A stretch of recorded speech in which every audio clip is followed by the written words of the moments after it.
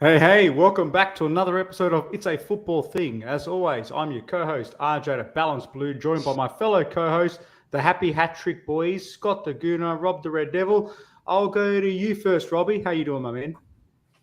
It's up to you, boys. Do you want the smug Rob or do you want the calm Rob? Are they any different, Scott, normally? Or You can't out-smug me at the moment, mate, so go for gold. Hey, we got to win, mate. You can't out-smug me. Who cares? Robbie? Oh, 21 is on. 21 is on, boys. Can you smell what Ten Hag is cooking? Did anyone order a drug dealer from Wish? That's it. Where's Borchi, mate? He's laying the smack down here, Scott. What is going on? These United fans, they win a few games and 21, the buses are coming. What the hell's happening here? Get the cigars out, boys. Let's do it. That's it. Scott, how are you, mate? Good, man. Good. Big North London derby win this morning. Already got the live chat going. I'm excited, man. Let's get this one on the road, hey? Beautiful, beautiful. Well, just to set the scene for those new to the channel, the boys here will unpack the key action from the big games at the Premier League, go through all the hot button items and just really examine the weekend that was, because this is a rarity where the three of us currently all celebrate a win. So let the good times roll. Scotty, over to you. Let's start straight away with your boys, because I can see in the chat we got Tom from the United Pubcast. He does some madness over there. Got Emad in the chat. Justin's here. And make sure you check Emad out on Man Cave United as well. Forgot that plug. We got Anakin Skywalker in here. Mate, I felt the force this morning. That's for sure. Geordie Ashby's here. Declared the International Man of Mystery. We'll get on to the title race soon. And then we'll go on from there. But, boys, let's start with Chelsea, because for once, RJ, congratulations, mate. You guys. We're back. A mighty win. The title race is on. Potter's magic. Quickly, because let's face it, your game was boring, mate. Quickly. Speak for yourself, mate. We're on fire. This was, Scott, this was the real London derby. You know, this is where the juggernauts, the champions of Europe, versus another high-flying Patrick Vieira's not-so-sensational Crystal Palace. But in typical Chelsea fashion, we were made to do it the hard way. Kai Havertz, you know, it's good to foresee him, you know, get back on the score sheet, because obviously he's not really a bona fide striker. We really don't know what he is. But what we do know is that he converted a really nice header following a sublime cross from the Moroccan magician Ziyech. But there were some good performances, both individually and as a bit of a unit. First of all, keeping a clean sheet, although we're versing a pretty out-of-form Palace. We all know the danger that they possess up front with Zaha, Eze and Elise, who I'm a huge fan of, by the way. But we did a fantastic job to really keep them at bay. And I just want to call out a couple of highlights. So first of all, Kepa. I know there's a few fantastic keeping displays that we've seen, but he was right up there for me, put off 2 or 3 stunning saves. And for all the criticism he's been copping recently, which has been justified, he was absolutely sensational. I thought Thiago Silva, another Rolls-Royce performance. And players like Jorginho and Conor Gallagher really stood up and stood firm for us. So, look, overall, wasn't the polished article by any means, but it was really nice to see some grit, some determination, and some real discipline at the back where we've been lacking in recent times. So overall, 3 points. And, of course, the announcement of the latest shiny toy, which, again, Arsenal fans, depends who you ask. Some say, oh, we never wanted him anyway. Some will say it's another one that got away. But, Scott, I know you've got some feelings on that one. Yeah, man, look, I mean, it's a desperation move by Todd Bowley, and you guys are languishing in 10th. You're certainly not qualifying for the Champions League. It's desperation moves for a desperation club. I have no issue, right? And you guys have both heard me sit on here saying I wasn't pumped for this signing. I wasn't sold on Mudryk. Now, he might come in and he might prove me wrong. Many players have done that in the past. But, yeah, I just think for what you paid. But hang on. I'll stop you there about the pay part. Because the whole FFP start. No, because, 70 million, it's a rip-off in this day and age. Add-ons. We all know. Plus add-ons, which are achievable. So, say 30 million, so 100. 8.5 years. Amortize that for FFP. What does that give you per year? 10 to 12 million. For someone, what's the downside here, Rob? I'm waiting to hear. Well, will it last 8 years? Well, how old is he? I don't know. Like, how old is Lukaku? Well, Lukaku's on the back end of 29, 30. This guy's 21, 22. So how are they comparable? But why did they sign Lukaku in 6 years then, wasn't it? It wasn't 6. 6 But years, anyway, bro, I'm pretty sure. But this was 7.5 plus an option to extend. So I even don't if know, it's cut short, for me, I don't think it's that bad of a deal. I think it's a panic buy. And for me, like, we've done it before. I'm seeing a mirror of Chelsea, how we've been in the last 5-10 years under our American owners, paying whatever. The guys, he wanted to go to Arsenal the whole way. You could see he's instant for the past. He was watching the games. He's doing this, for the past month. He only wants Arsenal. He only wants Arsenal. Next minute, Chelsea come in. Obviously, would have cashed him up. I want Chelsea now. For me, I think Arsenal dodged the bullet. He could be great. He could be a flop. We don't know. And I'm not going to say that. But I just if he doesn't flop, he's not dodged a bullet. They've missed out yet again on another great player. So but we don't. But that's lots of question marks, man. He's coming from the Ukrainian league to the Premier League. Like, I'm just talking in general. As I was saying, it's a lot of money. It's a risk. I think the Chelsea are trying to throw a lot of money, like United did. They think the money is going to fix everything, and it could work with Chelsea. I just say a lot of what's happening at Chelsea has happened with us for the past decade. Also, I agree that's a lot of money, but no one's really been talking about the low-key purchases we've spent. Badia Shield, he dropped an absolute classy performance. He was under 20 million, 15 or something. It was really, really cheap from Monaco. But also Fofana as well, another underrated player that we've bought, really cheap. So, yes, we've made a few bigger purchases, I agree. Felix as well on loan. We paid a bit overs there, but ultimately we don't know. It's just, for me, I look at that as, one, it could be a panic buy. But on the other hand, if we don't address our attacking issues where creativity has been a problem, because we're also looking to offload the likes of Aubameyang, will go Pulisic on a knife's edge. Ziyech, I think, despite his really good World Cup performance, he's really on knife's edge as well. So, panic buy, time will tell.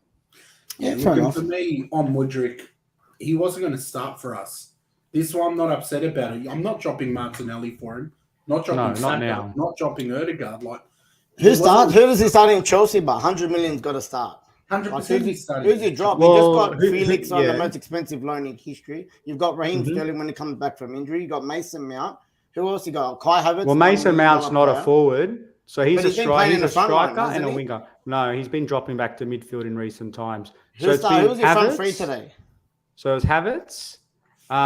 Today was Mount, but look, that's because Sterling and Pulisic were both injured. He's not been starting in midfield. So to me, we've bought this guy knowing that we're putting the broom through half of these players that don't have a long-term future. So we'll see. To me, I'm happy we bought him. He wasn't the number one on my list. I'll leave it at that.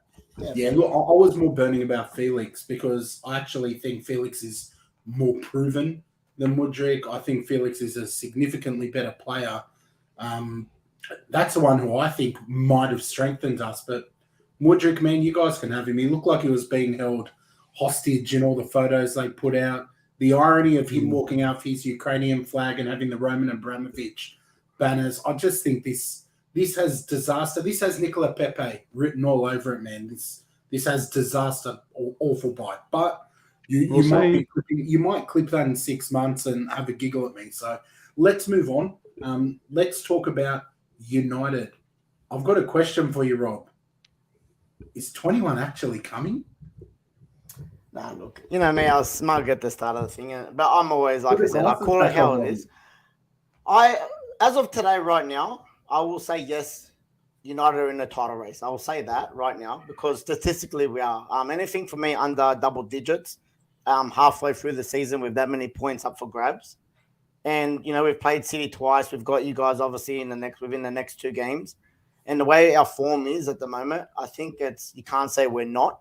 I think all of us in the top 4 are in the title race at the moment. And if City at 1 point are in front of us are definitely in the title race, I can't see why Newcastle and us aren't. So for me, as of right now, yes, we are. Mate, I have to say, I find you the biggest threat. City, for me, have kind of fallen off the face of the earth a little bit. They haven't looked good. They haven't looked good in a while. Pep looks like he's running out of ideas. The scary thing is, do they go and start buying some really good players to strengthen them? Or what? But I'm actually terrified of Manchester United, mate. You are the team. If I had to pick one team that I hate losing to most, it's Manchester United because I know, look in the chat, mate. Half of the clowns in here, I hate losing to United. I'm terrified ahead of our match. But we'll talk about our plans for that a little bit later. But United are looking the real deal. You have to take your hat off and applaud Erik ten Hag on what he's doing. And he's doing that, with a really strong core. He's getting the best out of a lot of players. You've got some players playing themselves into form. Tactically, you're looking very sound. Yeah, good things happening at Manchester United. RJ, they're obviously in a title race. You can't argue that they're not.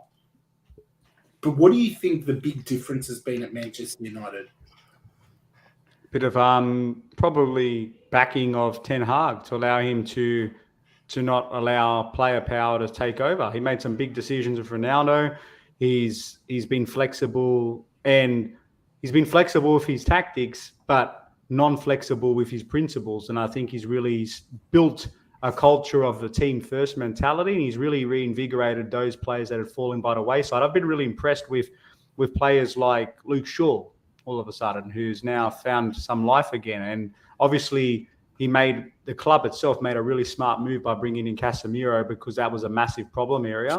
So look, I think there's been a lot of synergy between board, manager, being able to, and the players have sort of bought into that more cohesive culture now that they've got. Early days, of course, but you can't help but to be impressed with what Ten Hag's done since he's come on. 100%. And just to throw a bit of shade at United, keep in mind why you should be extra proud of your gaffer. He's doing this with Flop Sancho not playing, and he's doing this with the fidget spinner, Anthony, not really doing all that much either. He's one guy I'm not scared of ahead of our match. So, the one that scored against you on debut. Hat-trick incoming from Anthony now. He's done nothing since. He's not fit to lace Mudryk's boots, man. That's 6 goals, 11 starts, always defends. I don't know. I think he's done all right, man. But anyway, is it? He's going to be doing this during our match, man. That's all he'll be doing. Just spin. We'll see. As Saka goes pass. But look, honestly, I like that one from Antonio. Just put, you know what? No one might like it'll happen. He'll fidget spin Saliba next week. You boys are going to have fun when we do our preview for that.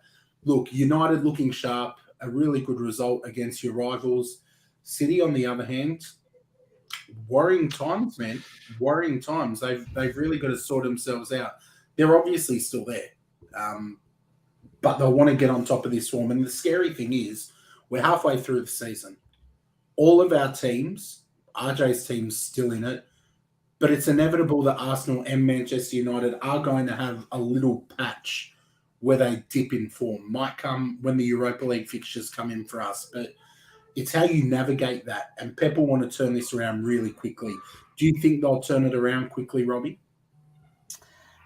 I'll never write them off, man. I thought it was a bit low, to be honest, with Pep coming out straight after the game. Obviously, it was burning. Oh, we don't worry about the Carabao Cup. They've won 5 out of the last 6. We don't want the Premier League. We've won it plenty of times. So it's pretty much saying, for me, I think he's put more pressure on himself, saying if they don't win the Champions League this year, then they're just shit. But anyway, I'll never count them out. They've got quality all over the pitch. They've got Pep, who no doubt is a great manager. He was obviously salty in the performance, not just then, but, coming off the back of a loss out of the Carabao Cup to Southampton. So, and like we said, they haven't been perfect. A 1-1 draw to Everton, who's in the relegation zone. They've been beaten by Brentford. So not the normal City where, they reach 100 points or they go crazy scoring goals, because, at the start of the season, it was all well and fine, but you can't say that, Mr. Haaland, the focal point, hasn't been a little bit like how Ronaldo was to us. They try and look for him at every account, and he went missing 5-6 touches, I think, in the whole derby nearly on the weekend. And he's the biggest threat in that team. And I don't know if it's a bit of a hindrance at the moment as well. Yeah, who knows? RJ, I want to ask you, that goal, I think this is a bit tongue-in-cheek. What did you make of that, man? What was your views? Now, I'm going to preempt the United fans in the chat saying Arsenal scored one in an FA Cup final pretty similar. Yep, it was. Shouldn't have stood. I don't care. It stood. But I thought that was offside too. I remember that goal going in and saying, they're not going to give that. And they gave it. And I still don't know why. What did you make of it, RJ? Did United get around the green? I think so. And at the time, in an isolated moment, I think they did get away with it. It's not United's fault. You take it. Of course you take it. If it's 100%. Chelsea, you take it. It's Arsenal. It shouldn't have. I don't think it should have happened. I heard Dermot talking again. I love his very black and white explanations. He calling Anthony a spinner. Mate, he spun that like a web, mate. It just seemed that obvious that he changed his run. He was right near the ball. He pulled out the last second. You could argue, was Nkunja going to get to it? Would Kyle Walker? Would Edison have placed himself the same way? There's so many variables to say that he did not influence the play. To me, I find very laughable. But again, it happens across the season. Pep's naturally going to blow up about it. In that moment, of course, he should. But his team's gotten away with many over the seasons, and so have we all. So fair play in the end. You'd be burning if it went in against your team. I know I would. 100%. But you're going to take it. You're going to take it because you can't. So I wonder what Borcha means. The rules are the rules. Is he meaning the fact that he didn't touch the ball, or that they didn't obstruct anybody? Because that's a very odd one. It's a very grey area, the rule in general. Like, you look at the rule and it's a rule, but for me, he definitely influenced the play, and that's where I think, he was literally a foot away before Fernandez finished. But mate, we'll take it. They interviewed him. They interviewed him after the game. Fernandez. Bruno He said, "Did you call him?" But even Fernandez came out and he goes, "I had a look at it." Even I think Ten Hag came out and he goes, "I had a look at it." And he goes, "I understand. If I was on the shoes on the other foot, you'd have a case to argue." So look, we've got the rub of the green. We don't make the rules, but mate, we're always going to take that. And at the end of the day, City overall, mate, I think we dominated the first half, man. We were all over them. It was a chess match, and we just made them say, "What do we do?" And not many people do that to Man City. I thought tactically we got it right. Obviously, all the action was in the second half, but for us to win, from behind as well in a Manchester derby in the situation, I'm just so proud of the team, mate. Like, we look like a team now. Ten Hag, I'm in love with him at the moment. And look, I'm just enjoying it how it is at the moment, because after last season, 20 wins all year last year. He's on 21 halfway through the season now. So that's a massive 21 is coming. We hope. Yeah. Look, hey, how good is it to be almost old school? Chelsea are irrelevant. Arsenal, Manchester United, Newcastle's there. Yeah, man, this is just like we've gone back in history. Just like the History Channel. Who doesn't love the History Channel? All right, look, let's move on. Let's talk about more recent history. We are gunning for glory after our North London derby dominance this morning. Our first half was probably our best half of football that I've seen. For the first couple of minutes, Spurs looked dangerous, and then we found our groove, man. I was really impressed that we didn't get rattled. We were so calm. We pressed intelligently. You know how sometimes you see teams press and you're just running around like headless chooks and you're burning all your energy? We pressed in a really intelligent way, and they were just awful for me. Spurs, I don't think they're going to make the top four. And in the preview, at the start of the season, Robbie and I both tipped them to be right up there in a title race. I find them uninspiring and dull, to be honest. You have one of the best strikers in the world playing left back most of the game. Son, I genuinely forgot he even played. So I'm not going to go too far into this, because if you wanted an in-depth match reaction, I recorded one this morning with Nick Bucco. It's on the channel. You can go back and see that. But basically, to wrap it all up, Spurs awful, Arsenal brilliant, and Odegaard was pulling all the strings. United are going to need to shut him down, keep him quiet, man. But the dangerous thing is, we dominated this one, and I actually thought it was Martinelli's worst game of the season. So, I agree. Yeah, the fact that we could do that was brilliant. RJ, did you catch this match? Yeah, I had pretty much an all-nighter, so that it was good. And I kind of said on our predictions, I was quite bullish with Arsenal. I thought Tottenham have been right in their luck a lot of the time. I have praised their resilience, and to an extent, they tried to get themselves back into it, because Ramsdale made some pretty telling saves, of course, and that's what you want from a good goalkeeper, so credit to him. But Arsenal, man, they looked really strong, not right from the outset, but pretty much. I thought really found their groove quite early. Pretty. Talking about goalkeeper efforts, that Lloris one, come off it. That's borderline match fixing. That was pretty bad. And Lloris, all right. Terrible goal. But I tell you what, Saka gets a lot of praise. Odegaard for his strike. Wow. Nketiah 14. He was strong, man. He played a really good game. I know you don't want to buy into him, but I don't know, as a neutral fan who hates both teams, I thought this guy's a little pocket rocket and doing all the hard work and doesn't get enough credit. So, yeah, just a good performance, unfortunately, for Arsenal. He does everything well except put the ball in the back of the net. Not important for a striker. Yeah. Gabriel Jesus. Yeah, I guess that's a really good call, Robbie. But I just think his quality a little bit different. Gabby Jesus scores one of those chances from this morning. Of the really clear-cut ones, Gabby will finish. Eddie, his hold-up play is good. Physically, he's good. His touch lets him down sometimes, and he had a good game. But, man, he should have killed that game off. Should have killed it off. So, look. What about Party's strike, Scott? If that had gone in, that was one of the greatest Northampton derby Fluker's shot ever. The pole's still rattling. I don't think you could have hit that any sweeter, honestly. That was what a shin shot. The shin. Yeah. Unbelievable to get that much power off your shin. Like, I don't know. Hey, he scored one rocket against them, didn't he? Yeah, like this year, yeah. I'm hoping he's saving one for Manchester United. Fingers crossed. Robbie, just quickly, obviously we're playing you next. You saw the match this morning. Does that kind of worry you a little bit ahead of next week? Or are you that much better than Spurs that you're not really worried? Look, you're playing us. We got a game in between as well. But I said I was very confident last week in the predictions. I said you guys are going to win 3-1. It was the same margin. I think you guys are levels above Tottenham at the moment. I think they've got the worst record against the top 6 this year. I think they've got one draw out of all the games. The rest losses home and away. They're just shocking. They don't look great at all. And like I said, you guys, I have a lot of respect for Arsenal. As much as, like I said, you know me, United Arsenal is my favorite fixture ever. It's the history, it's the rivalry, but I always have respect for it as well. And I respect what Arsenal are doing.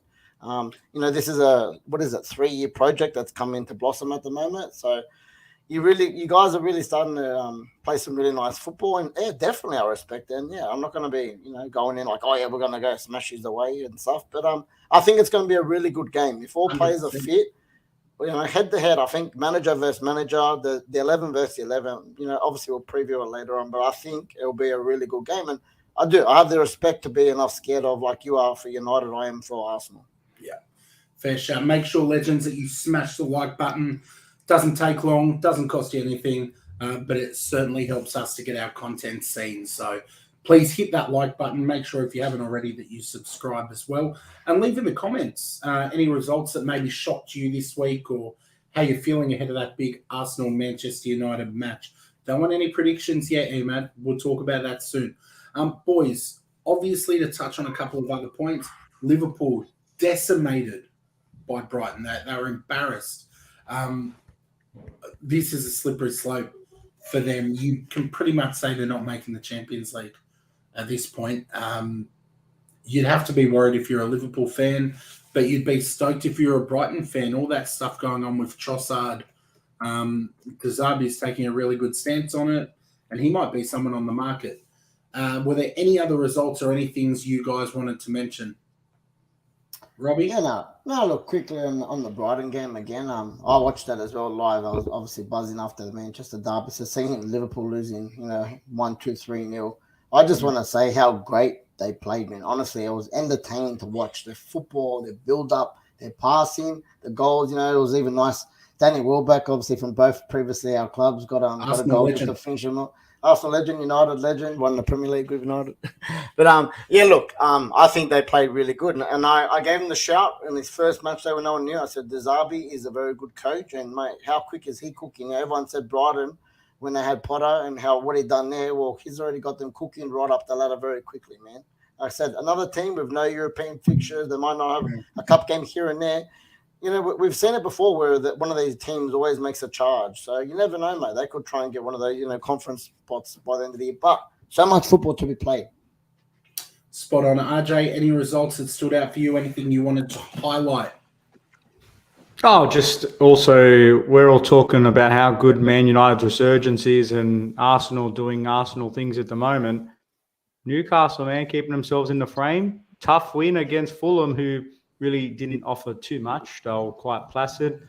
They're too worn out from their unfortunate result against Chelsea, of course. But overall, Newcastle, it's they continue to surprise me. Not surprising because they're doing well, but surprise me that they're overperforming or outperforming what my expectations were. So they are very much a watch this space, and I'm keen to see what they do in this transfer window to try to bolster themselves, because top 4, top 3, why not? Are they in a title race? Who knows? But they're just going great guns at the moment. Well, you can't say that Manchester United and Manchester City are, but not say Newcastle. So, I said they are. Yeah. No, I think we all agree they're in the title race, but we also know that it's so fragile.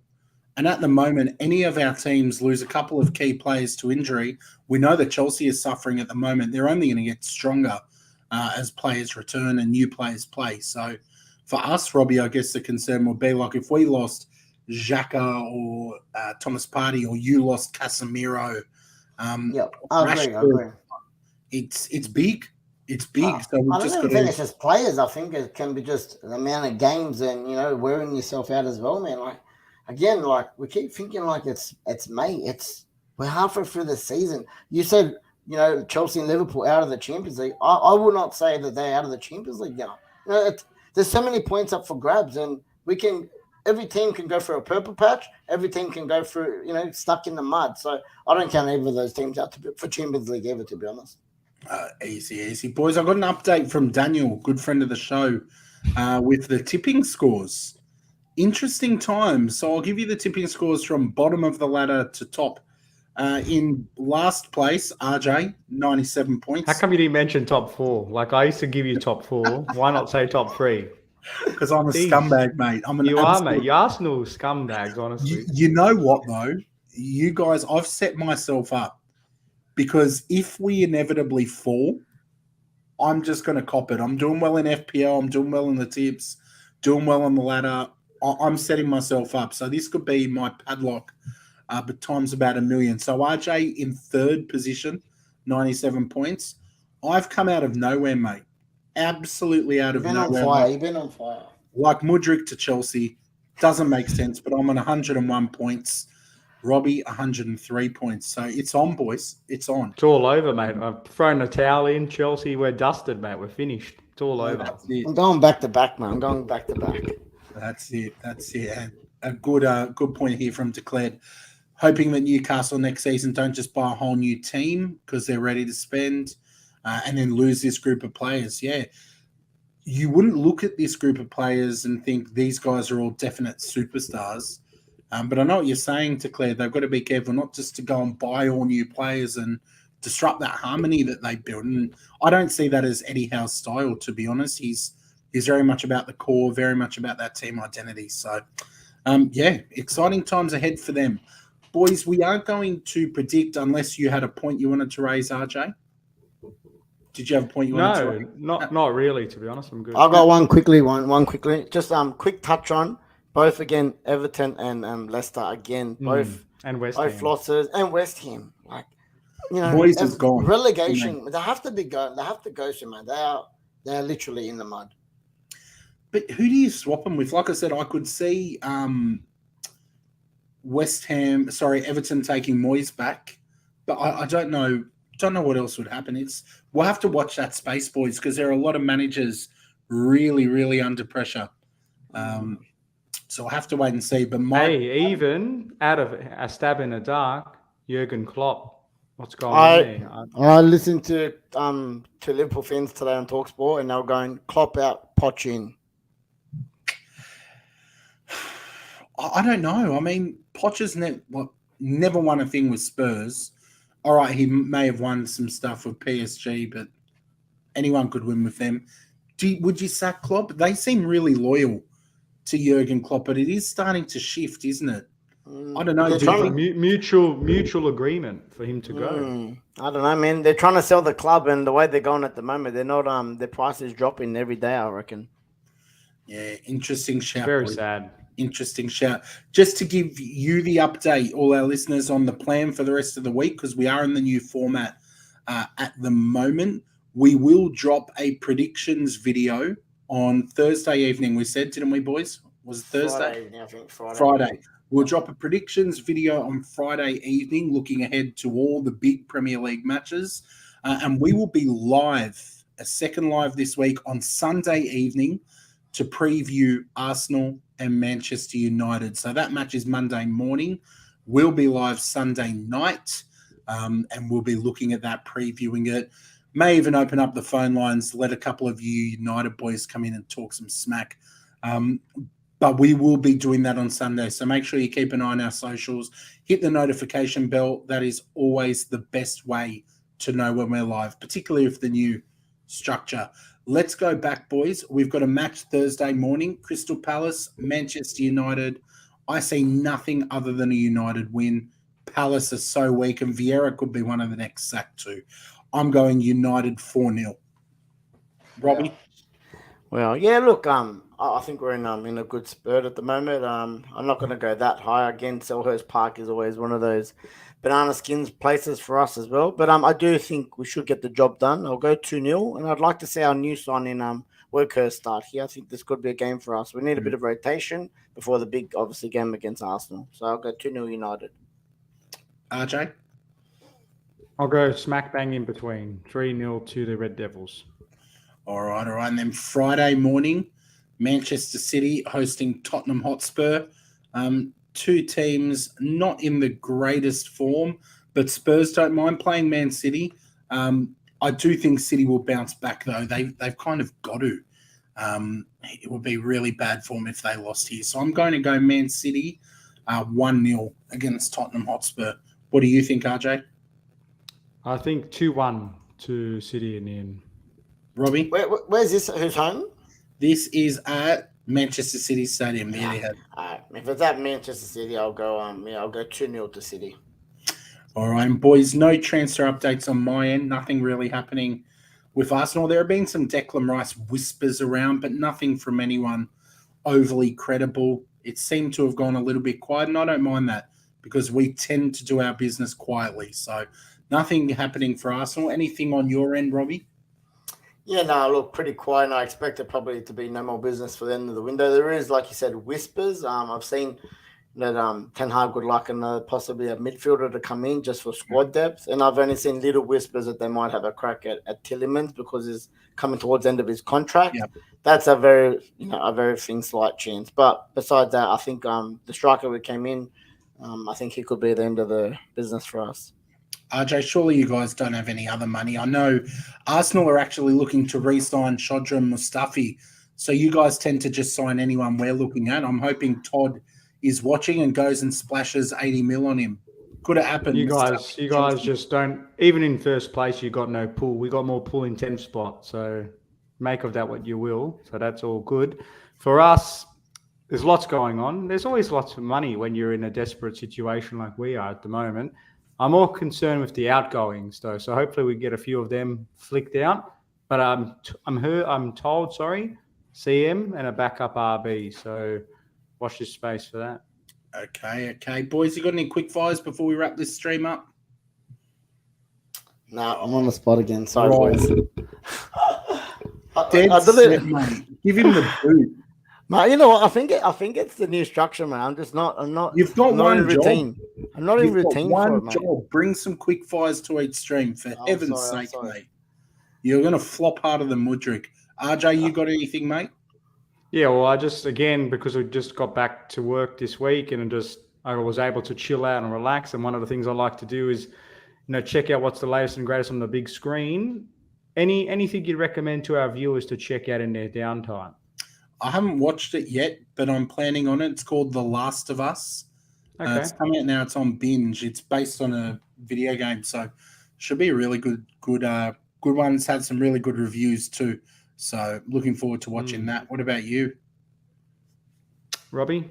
Any thoughts? Yeah, look, I watched Avatar the movies a couple of weeks ago. I thought that was sublime. I watched it in 3D. I was a fan of the first one. I thought this one actually outdone the first one. And yeah, one I wanted to watch at the movies a while ago, missed it, but it's on Netflix now. Jurassic World Dominion. I enjoyed that one too to finish off the trilogy. Very nice. And just from my perspective, a series. It's a bit of a mini series, but it's quite different, quite out there. Kaleidoscope. It's quite interesting. So check that one out. There you go. All right, that's our show for the evening. We've talked North London Derby 21. Is it coming? Is it not coming? And we've talked about Chelsea and their super spend and turn in form. Make sure you leave a comment. Let us know what you thought of the results and the signings so far. And we will drop another video Friday night to preview some fixtures. And, of course, Sunday night, 8:30 p.m., Arsenal, Manchester United on It's Football Thing. We will be previewing that fixture. It's going down. It's the big one. And we may even open that up so you can join us. Take care, everyone. Enjoy your football. Look after each other.